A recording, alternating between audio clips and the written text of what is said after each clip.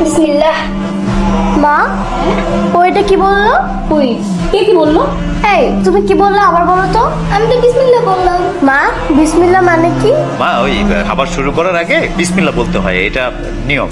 এই নিয়ম কি এখন বানালে? কই কখনো তো তোমার অথবা মায়ের মুখ থেকে এই কথা শুনিনি। অঞ্জনা চুপচাপ খাও, খাবার টেবিলে বসে এত কথা বলতে হয় না। ওমা, আসলে আমাদেরই কিন্তু উচিত বাচ্চাদেরকে শেখানো, খাওয়ার আগে বিসমিল্লাহ বলা, খাওয়ার পরে আলহামদুলিল্লাহ বলা, এগুলো আমাদের উচিত শেখানো। আলহামদুলিল্লাহ মানে কি?